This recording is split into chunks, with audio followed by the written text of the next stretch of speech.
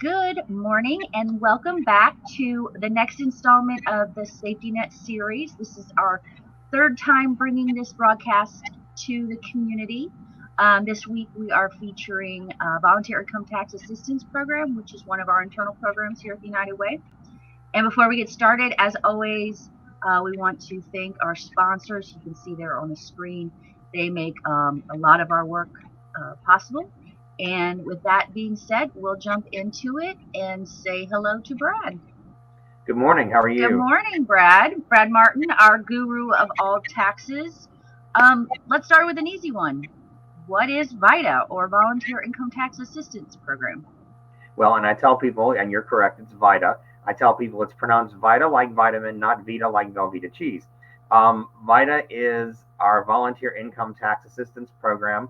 VITA is a national program that the IRS oversees and collaborates in conjunction with lots of partners, mainly nonprofits, but also some universities and city governments, etc.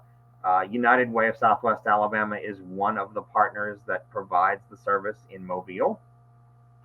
And what we do is we train volunteers to prepare free tax returns for low income and middle income families and individuals. So we train volunteers using IRS curriculum and following IRS rules.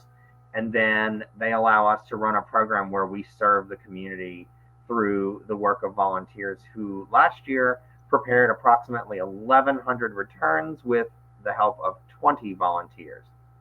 That's amazing. How does someone qualify to participate in VITA? The main qualification, if you will, is income. So you this year should have an income below $60,000. That number is set by the IRS based on the amount of income that a person can make and still receive the earned income credit. So it goes up a little bit each year. $60,000 is actually pretty high for our area for a lot of people. A lot of people qualify for it, probably more than we can actually serve, even with all our other partners that work with us. And so we do our best to reach as many of those folks as possible. But it's strictly an income thing. There are certain types of returns that may be beyond the complexity of the VITA program, but they are not as many as you might think. We do a lot more than just W-2s. We can do itemized deductions. We can do limited self-employment for things like Lyft drivers or Uber drivers or food delivery company people. We started seeing a lot more of that. We can do limited work with stocks. Things we can't do are things like crypto, which is virtual currency. Also, things like a business where you have employees. We don't do business taxes of that nature. And there are a few other things. And if you had something like that, we would tell you before we got started. Okay, let me get a clarification. When you say 60,000, that can be an individual or household? Correct. Okay. They So look if at what's I called were the, filing, then yeah. that would be fine too. But if myself and a spouse were filing together, it would have to be 60 or less. To file jointly, yes. It's a measure on the adjusted gross income is what they look at. So Okay. yeah, that's how they set it. And as I say, I've been doing this for 12 years, and that number has steadily risen for the last 12 years. Okay. So, but yeah, that you're right. That does qualify a fair amount of people in our area. Hmm. So what does it look like this year? When are we kicking off? Are we close? Are we ready to take calls? Are we getting closer to taking calls? We are just now starting to take calls for appointments. Our goal is to start actually preparing returns around January the 30th. That's a little bit later this year. We are still training volunteers, and I'm still receiving daily certifications because every volunteer has to take a series of exams in order to do your taxes. We don't just turn them loose on your returns and say they must know what they're doing. So they have to go through training and then they have to take a test. So I'm receiving certifications daily from our volunteers.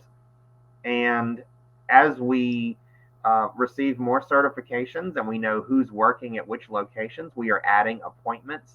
We also have discovered the best way to do this is to add appointment spaces on a rolling basis. In some years, we have posted the entire calendar through April 18th. And when you do that, the problem is that people sometimes book way far ahead just to get an appointment to make sure they have one. And then if they get their returns done, they may or may not cancel. So what has also happened is that people have called in March and we've had to say, I'm sorry, all the appointments are taken. So now we roll them out gradually to allow people to make an appointment close to the time they want to get it done and then to still have availability for those folks. And do they call 211 or is there a direct line? So both. Okay. 211 is where you would call to find out what locations are near you, because we are not the only provider of VITA services. Right. And since 211 serves all of our counties and then some, if you're, for example, in Clark County, they may refer you to the site in Thomasville as opposed to having to come all the way to Mobile.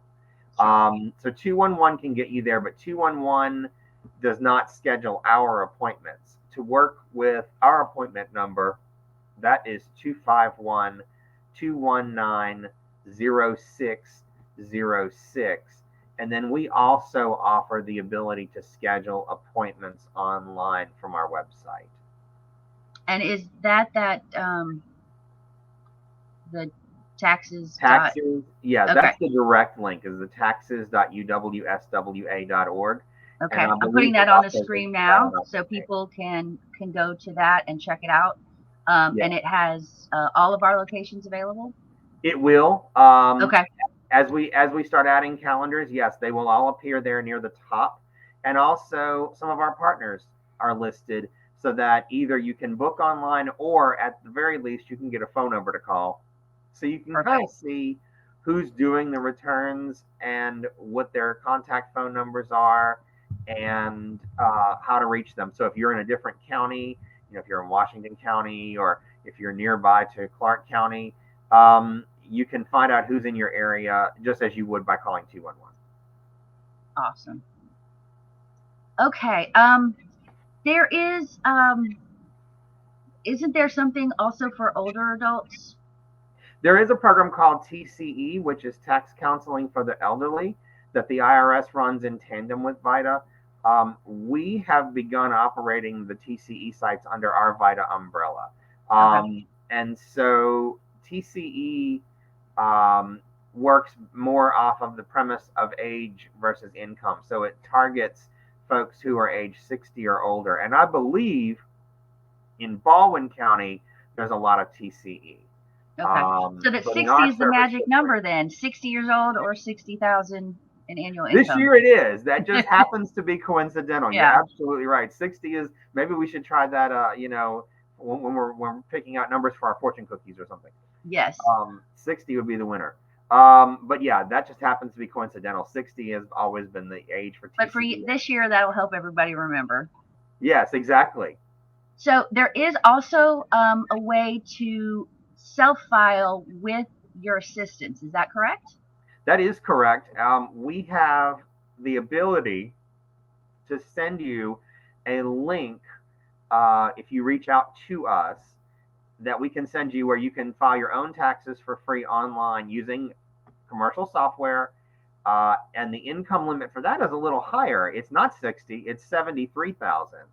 So again, these numbers are set by the IRS and not by United Way. But what people can do is they can email me at the email address is taxhelp@uwswa.org. And Tax Help is our address that you can send an email to and say, hey, I'd like free software to file my own taxes. You also then can use that address to request assistance. If you're doing your return and you say, gee, I'm not sure, should I file as head of household or single? Or, gee, it's asking me if I have a capital loss carryover and I don't know what that means. You can ask questions and then we will email you back a response. And it usually comes from me. It could come from one of my volunteers, but it'll usually be from me. Okay. Well, that's handy for a lot of people too, and that gives that income gap space a little bit more to where people can still qualify if they're comfortable doing it on their own. Correct. Um, but if people are not comfortable, and taxes can be scary, contacting you guys with VITA is the way to go. It really is. And, our volunteers are very dedicated. What I tell people is we don't have any incentive. We're not making commissions. We're not charging you anything. So we have no incentive to do anything but a proper, legal, complete tax return for you. And our goal is financial empowerment. So not only are we going to do the return, but if you have questions about the return, why was my refund bigger last year? Why did I uh, lose the child tax credit? Why did certain things happen? Or even just my withholding was off. I ended up owing more money than I thought I would this year. How do I fix that?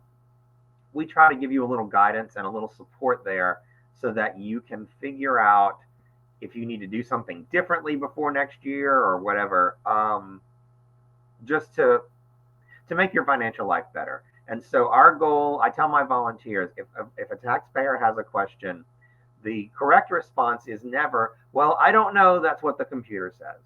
Right. And I tell them, if you don't know the answer, come find me, come find a site coordinator. We will help you explain it to the taxpayer. And that's part of the role we fill is not just, here's your tax return, have a nice day, but it's, here's your tax return. This is how we got here. And do you have any questions? And maybe do we need to talk about changing something? So it's about not just preparing a return, but also financial empowerment. That's terrific. So I know that a bulk of your volunteers have to be specially trained. Are there other opportunities for people to volunteer with VITA? There are opportunities for people who are comfortable talking on the phone in particular, Hmm. and who are good at typing things into computers. On our Volunteer Connect system, we have a link to a need to answer phones for us. We have probably 80 shifts available, and we rely on some of our corporate partners to help with some of that. But we also rely on community volunteers. And basically, that person would come into our downtown office on St. Francis Street. And we would set them up at a computer with a phone line. They would answer calls for a 3-hour shift. And basically, it's just answer the phone. Thank you for calling United Way. You don't have to know tax law. It's just about putting the appointments in the computer. Terrific.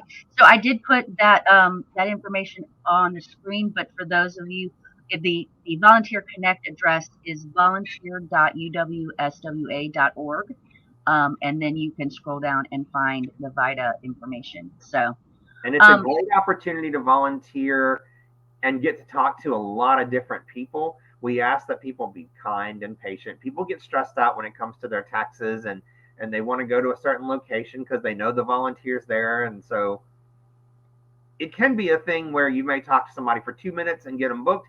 You might talk to somebody for a little bit longer if they're a little chatty. And we just ask that you be kind and talk to them and have a little patience. And you get to talk to, I think the most one person talked to in a 3-hour shift was 53 people. goodness, that shows how much the demand is. So as soon as those appointments open up, I would recommend folks get online or give you guys a call to get your appointments scheduled. Yeah. Yes, but that's why we roll them out slowly because some people don't get their brokerage statements or whatever, or their some of their schedules until February or Right. maybe even early March. And so we if what we don't want you to do is to try to book too early and then have to cancel and rebook and because you didn't get everything you needed. Right. Um, So yeah. what are some dates that we need to keep in mind as Um we think about taxes for this year? Right. Okay. So the filing season officially opens on January 23rd. We will be opening our sites around January the 30th. The 23rd was when they started taking e-files from, um, various places, not just us, but also the software vendors. So if you started your return on, say, the 16th or 17th and set it for e-file, they didn't send it till the 23rd. Okay. Right. And So those are going through.